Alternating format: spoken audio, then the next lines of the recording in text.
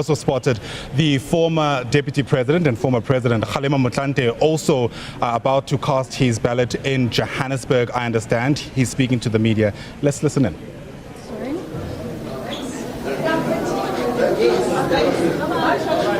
All right, Ayanda, thank you very much for joining us. We're about to hear from the Deputy President, former Deputy President of the ANC, Mr. Motlanthe, who has just cast his vote here at the Kalani Country Club in Johannesburg. Please listen in for the speech from the former Deputy President, Ayanda. Wait, guys, wait. Yeah, wait. Sound there, okay. Fantastic. Yeah, so come. They want to interview you. Oh, I wish. Look at this man here. He promised to come and he never came. So Look our event. what we'll do, it won't be long. Ladies and gentlemen, I'm sure you know Steve is helping us with our media. I'm Lebogang Maile. I'm the head of elections in Gauteng. I'm with the Deputy Secretary of the ANC here in Greater Johannesburg. We have been tasked to accompany our elder to make sure that everything goes well. That's why we are here today.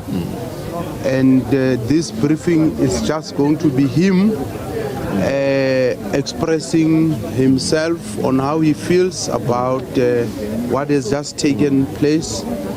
And we will, of course, take one or two questions, and then we will ask former president to leave. Yeah. So without wasting time, I will ask him to firstly express himself, then you can ask questions.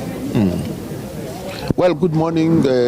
I'm very happy and elated that I've cast my vote, which is every citizen's duty and responsibility. And I hope that we will, create political stability, which is a precondition for development, so that we can focus on the real issues here. Thank you. Former President, tell us, you've just exercised your Section 19 right. How do you respond to the DA's call that as part of the illegal action, there must be a reduction of 1% in the ANC's votes, given the address by the President of the country in his capacity as head of state on Sunday? Well, the President remains a president until the new president is elected and inaugurated. So his duties don't end. The duties of the state continue even as we go into elections. So I don't know if, this hullabaloo about the president's address to the nation has any legal basis. I don't think it has any legal basis here. Who did you vote for? Well, I vote for the ANC here. And what do you think are the ANC's chances of getting an outright 51% last majority? Oh, well, one of our leaders, Wilton Mkwai, the late Wilton Mkwai, Bribri, used to tell us whenever we said we want to go for 2/3 majority, he would say, no, we need 3/3 majority. And I think that's the chance that the ANC is going for here. Okay, guys, let's be orderly. Raise your hand so that we point at you, so that we are finished. It's you. Former President, I just want to know, 30 years into democracy, what does this election mean to you and for the country?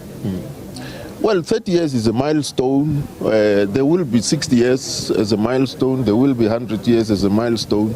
And so this 30 years is special to us because, it marks a major milestone in our journey into our democracy.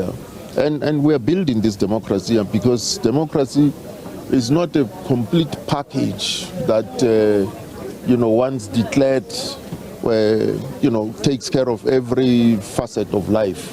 Democracy is built brick by brick, patiently, and you do and learn as you do. Any other Thank hand? you. Okay, sir. Former President, sir, are you concerned by the ANC leaders that have been tainted by corruption that the people will be voting for? Well, there are people who have allegations leveled against them, and there are processes that are established and institutions that are established to deal with such elements. The ANC's position is, however, is simple, that once you are charged for serious offenses or malfeasance in a court of law, you can't occupy a position of leadership, you step aside here. Anyone before we close? Okay. Former President, you're part of the campaigns. What did you see on the ground? Did it give you a picture of how South Africans are living? Well, I live with South Africans. It didn't have to be through the campaign that, I get a sense of how South Africans are living. I live here. I interact with them on an ongoing basis.